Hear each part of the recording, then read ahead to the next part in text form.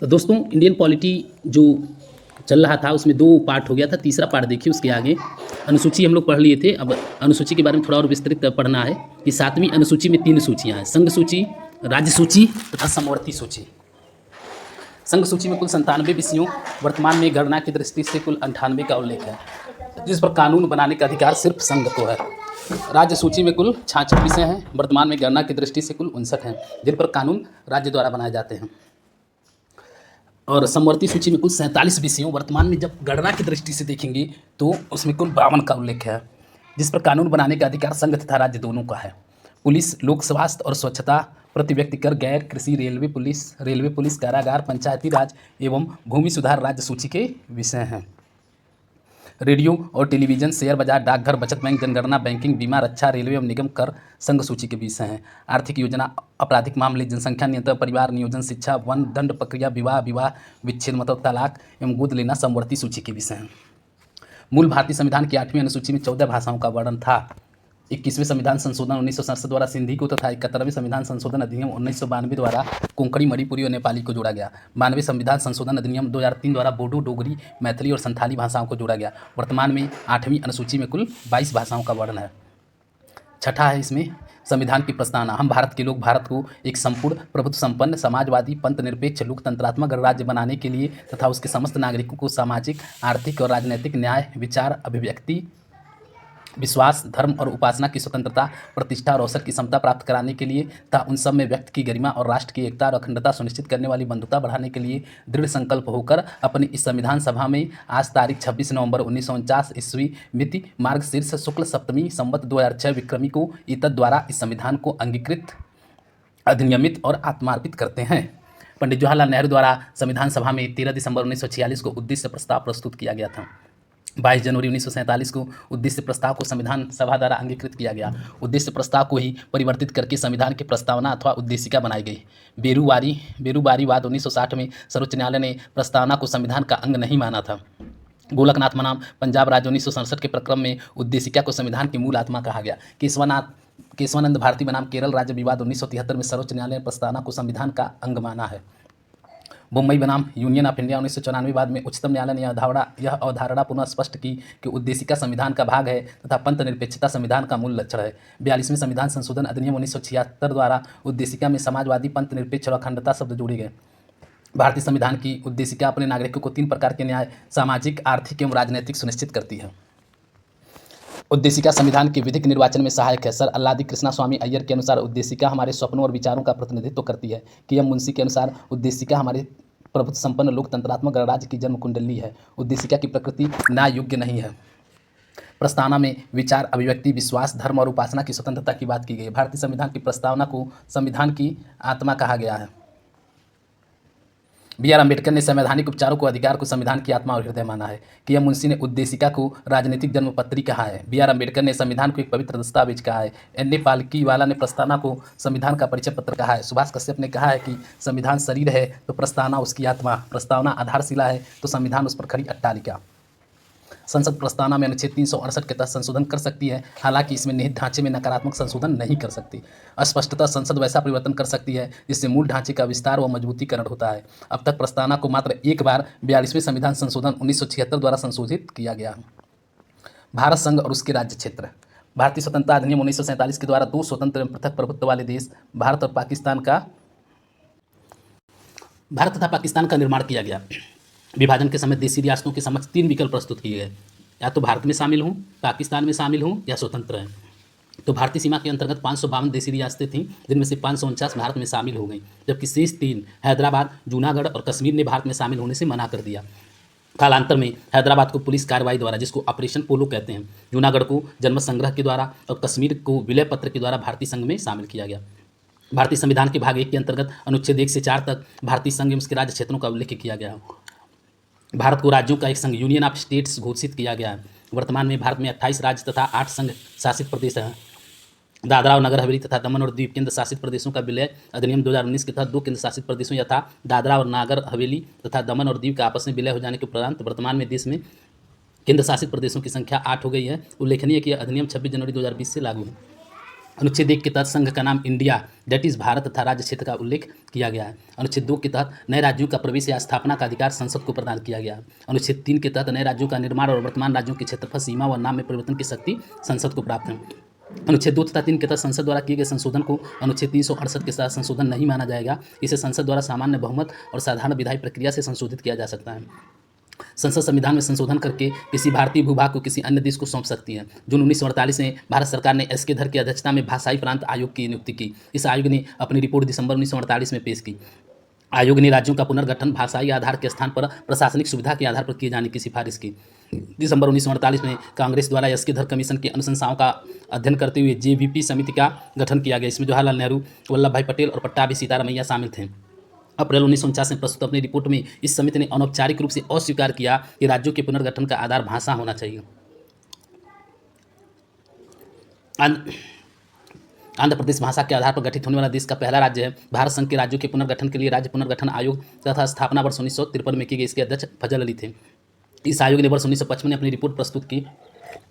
भारतीय संसद द्वारा राज्य पुनर्गठन अधिनियम 1956 में पारित किया गया कि इस अधिनियम के द्वारा भारत संघ में 14 राज्य तथा 6 केंद्र शासित प्रदेश स्थापित किए गए थे। नवंबर 1954 में फ्रांसीसी सरकार द्वारा पांडिचेरी, यमन, चंद्रनगर और किरिकल बस्तियों को भारत सरकार को सौंप दिया गया, जिसे मिलाकर पांडिचेरी संघ राज्य का गठन किया गया। भारत सरकार द्वारा 18 दिसंबर 1961 को पुर्तगालियों पर सैनिक कार्रवाई करके गोवा, दमन व दीप को भारत संघ में मिला लिया गया। राज्य पुनर्गठन अधिनियम 1956 के द्वारा भारत संघ में क्षेत्रीय परिषद की स्थापना की गई थी। भारत में 5 क्षेत्रीय परिषदें हैं। केंद्रीय गृह मंत्री इन क्षेत्रीय परिषदों का अध्यक्ष होता है।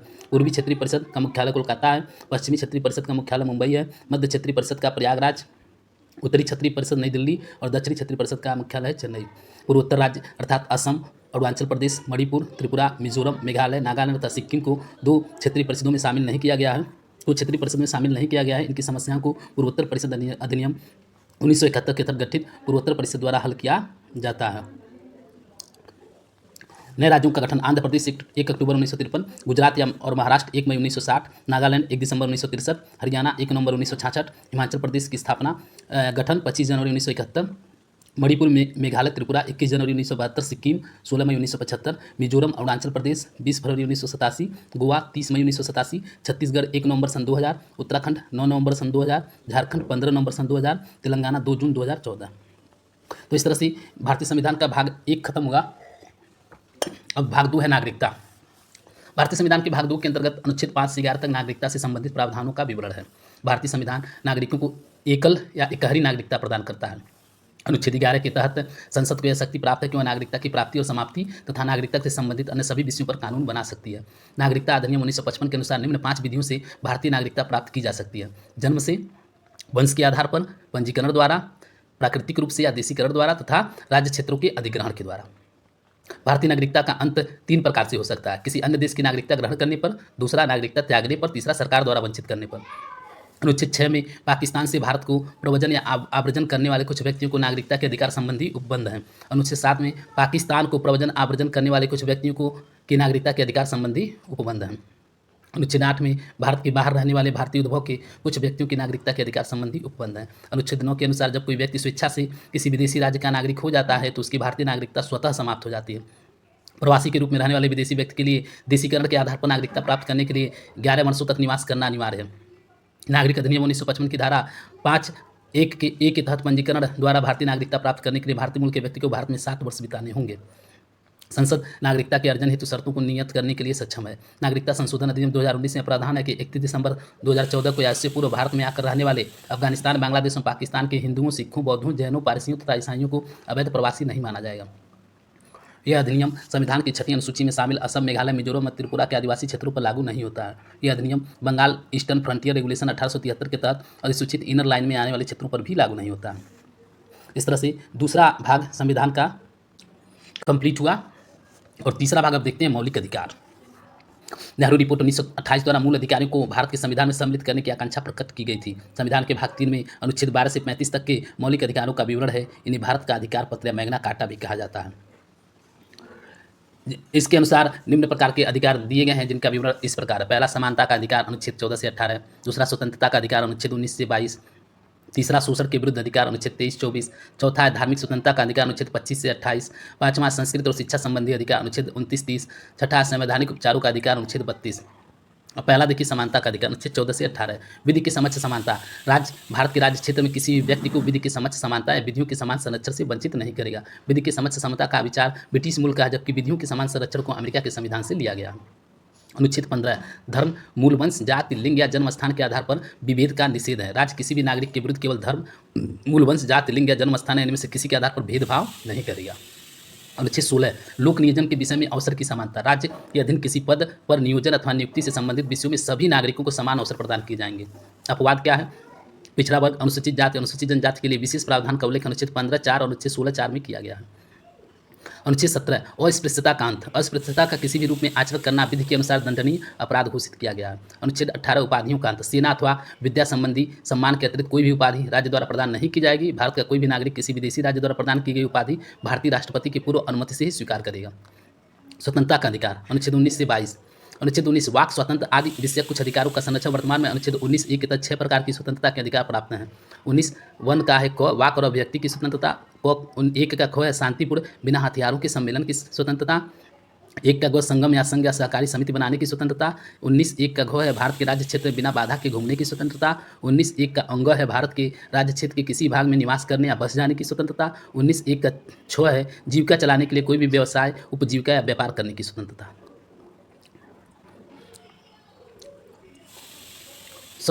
मूल संविधान में सभी प्रकार की स्वतंत्रता प्रदान की, लेकिन 44वें संविधान संशोधन अधिनियम 1918 द्वारा जो संपत्ति के अधिकार है 19(1) एवं अनुच्छेद 31 को मूल अधिकार की श्रेणी से हटाकर अनुच्छेद 300 क के तहत कानूनी अधिकार के रूप में शामिल किया गया। इसका मतलब जो संपत्ति का अधिकार था उसको हटा के जो विधिक अधिकार ना होके, मूल अधिकार ना होके वो कानूनी अधिकार हो गया था और उसे अनुच्छेद 300 क में शामिल कर दिया गया। दूसरा, वाक और अभिव्यक्ति की स्वतंत्रता, अनुच्छेद 19(1) के क में ही प्रेस की स्वतंत्रता को भी निहित माना गया है। इसी के तहत न्यायपालिका द्वारा मतदाताओं को सूचना के अधिकार को भी निहित माना गया। 19(1) का क से लेकर 19(1) के 6 तक में दी गई विभिन्न स्वतंत्रताओं पर अनुच्छेद 19(2) से लेकर 19(6) तक में दिए गए विभिन्न आधारों पर निर्बंधन आरोपित किए जा सकते हैं। अनुच्छेद 20, अपराधों के लिए दोष सिद्धि के संबंध में संरक्षण। इसके अंतर्गत 3 प्रकार की स्वतंत्रता का वर्णन है। किसी व्यक्ति को अपराध के लिए दोषी तभी माना जाएगा जब वह किसी प्रवृत्ति विधि उस समय लागू का नियम का अतिक्रमण करेगा। दूसरा, किसी व्यक्ति को एक ही अपराध के लिए एक बार से अधिक दंड नहीं दिया जाएगा। तीसरा, किसी व्यक्ति को स्वयं के लिए विरुद्ध गवाही देने के लिए बाध्य नहीं किया जाएगा। अनुच्छेद 21, प्राण एवं दैहिक स्वतंत्रता का संरक्षण। किसी व्यक्ति को विधि द्वारा स्थापित प्रक्रिया के अतिरिक्त उसके प्राण या दैहिक स्वतंत्रता के अधिकार से वंचित नहीं किया जाएगा। भारतीय संविधान के अनुच्छेद 21 में प्रयुक्त दैहिक स्वतंत्रता शब्दावली के संचरण अर्थात कहीं भी जाने का अधिकार यानी विदेश भ्रमण भी निहित है। उच्चतम न्यायालय ने जीवन साथी चुनने के अधिकार को मूल अधिकार मानते हुए उसे अनुच्छेद 21 में निहित माना है। सर्वोच्च न्यायालय द्वारा अनुच्छेद 21 के तहत निम्नलिखित अधिकारों की घोषणा की गई है। गरिमापूर्ण जीवन का अधिकार, स्वच्छ पर्यावरण, जीवन रक्षा का अधिकार, निजता का अधिकार, स्वास्थ्य का अधिकार, निःशुल्क कानूनी सहायता का अधिकार, त्वरित सुनवाई का अधिकार, सूचना का अधिकार, सार्वजनिक फांसी के विरुद्ध अधिकार आदि। 21 को शिक्षा का अधिकार, राज्य द्वारा 6 से 14 वर्ष तक की आयु वर्ग के सभी बच्चों को निःशुल्क एवं अनिवार्य शिक्षा उपलब्ध कराई जाएगी। इसे 86वें संविधान संशोधन 2002 के द्वारा अनुच्छेद 21 को के तहत 6 से 14 वर्ष की आयु के सभी बच्चों के निःशुल्क और अनिवार्य शिक्षा को मौलिक अधिकार का दर्जा प्रदान किया गया है।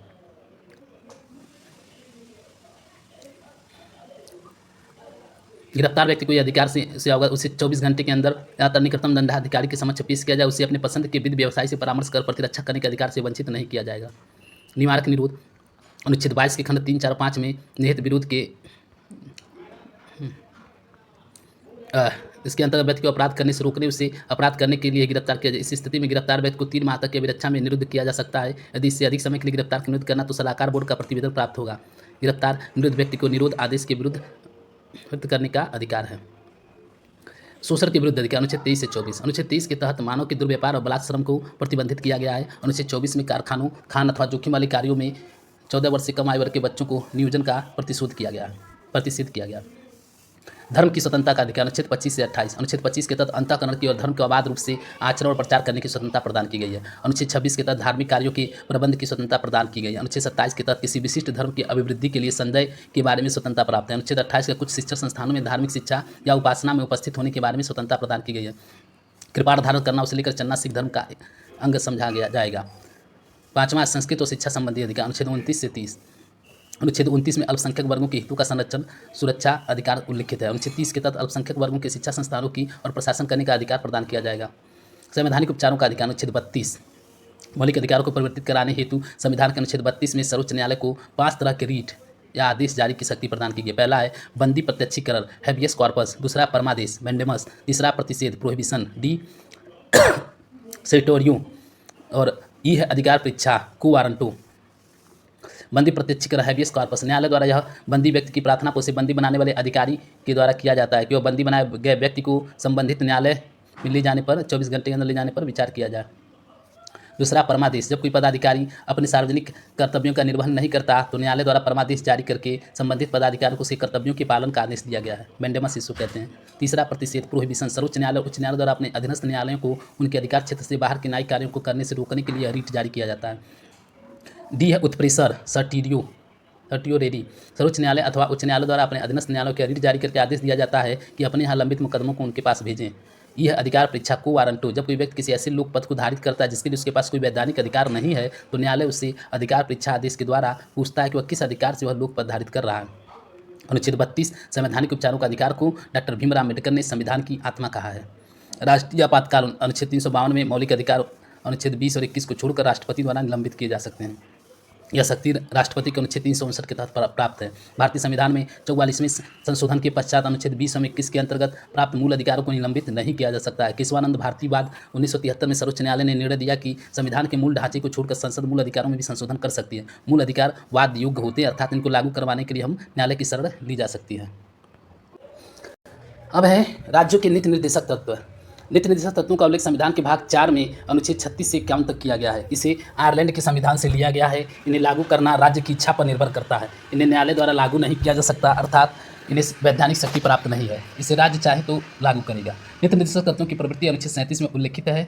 इसके निम्न पक्ष हैं। नीति निर्देशक तत्वों के उपबंध न्यायालय द्वारा लागू नहीं कराए जा सकते हैं, तथापि इसके सिद्धांत देश के संचालन में मूलभूत है। राज्य का यह कर्तव्य होगा कि वह इन सिद्धांतों को कानून बनाकर लागू करे। अनुच्छेद 38 के तहत व्यवस्था है कि राज्य लोक कल्याण की अभिवृद्धि के लिए सामाजिक व्यवस्था बनाएगा। अनुच्छेद 39 में राज्य द्वारा अनुसरणीय कुछ नीति निर्देशक तत्व जैसे पुरुष व स्त्री को समान रूप से आजीविका प्राप्त हो, भौतिक संसाधनों का वितरणकारी न्याय उपलब्ध हो, आर्थिक विकेंद्रीकरण हो, पुरुष व स्त्री को समान कार्य के लिए समान वेतन प्राप्त हो, बालकों हित कल्याण पूर्वक कार्य हो। अनुच्छेद 39 को के तहत समान न्याय और निःशुल्क विधिक सहायता का व्यवस्था किया गया है। अनुच्छेद 40 के तहत ग्राम पंचायतों के गठन का प्रावधान किया गया है। 41 के तहत कुछ दशाओं में काम, शिक्षा और लोक सहायता के अधिकार का प्रावधान है। अनुच्छेद 42 के तहत काम की न्याय संगत और मनोचित दशाओं का तथा प्रसूति सहायता का उपबंध किया गया है। अनुच्छेद 43 के तहत कर्मकारों की निर्वाह मजदूरी आदि का प्रावधान किया गया है। अनुच्छेद 43 को के तहत उद्योगों के प्रबंध में कर्मकारों का भाग लेना वर्णित है। अनुच्छेद 44 के तहत नागरिकों के लिए एक समान सिविल संहिता का प्रावधान किया गया है। अनुच्छेद 45 के तहत 6 वर्ष से कम आयु के बच्चों के लिए प्रारंभिक बाल्यावस्था की देखरेख और शिक्षा का उपबंध किया गया है। अनुच्छेद 46 के तहत अनुसूचित जाति, अनुसूचित जनजाति तथा अन्य दुर्बल वर्गों की शिक्षा और अर्थ संबंधी हितों की अभिवृद्धि का वर्णन है। अनुच्छेद 47 के तहत पोषाहार स्तर और जीवन स्तर को ऊंचा करने तथा लोक स्वास्थ्य में सुधार करने के लिए राज्य के कर्तव्यों का उल्लेख है। अनुच्छेद 48 के तहत कृषि एवं पशुपालन के संगठन से संबंधित प्रावधान किए गए हैं। अनुच्छेद 48 के तहत पर्यावरण का संरक्षण तथा संवर्धन और वन्य एवं वन्य जीवों की रक्षा का प्रावधान है। अनुच्छेद 49 के तहत राष्ट्रीय महत्व के स्मारकों, स्थानों और वस्तुओं के संरक्षण का प्रावधान है। अनुच्छेद 50 के तहत राज्य की लोक सेवाओं में कार्यपालिका एवं न्यायपालिका के पृथक्करण का प्रावधान है। अनुच्छेद 51 में अंतर्राष्ट्रीय शांति और सुरक्षा की अभिवृद्धि संबंधी प्रावधान किए गए हैं। मौलिक अधिकार एवं नीति निर्देशक तत्व में अंतर। मौलिक अधिकार और नीति निर्देशक तत्व, इसे भारतीय संविधान के भाग 3 में है, ये भाग 4 में है। नीति निर्देशक तत्व अमेरिका के संविधान से लिया गया है मौलिक अधिकार, और नीति निर्देशक तत्व आयरलैंड के संविधान से। इनकी प्रवृत्ति नकारात्मक है, जबकि नीति निर्देशक तत्व की प्रवृत्ति सकारात्मक है। ये वाद योग्य है, इनके उल्लंघन पर न्यायालय द्वारा इन्हें लागू कराया जाता है। नीति निर्देशक तो ये गैर वाद योग्य है, इन्हें न्यायालय द्वारा लागू नहीं कराया जा सकता।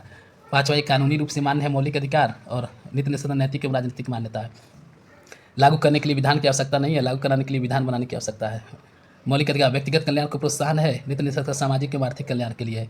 नागरिक को स्वतः प्राप्त हो जाता है मौलिक अधिकार, सरकार द्वारा लागू करने के बाद ही नागरिकों को प्राप्त होगा। तो इस तरह से दोस्तों ये अपना मौलिक राज्यों के नीति निर्देशक तत्व भाग 4 तक हमने भारतीय संविधान को कंप्लीट कर लिया है, और आगे के वीडियो में हम लोग अब इसके आगे की भाग 5 पढ़ेंगे, या 4 को भी है, उसके बाद फिर 5 पढ़ेंगे।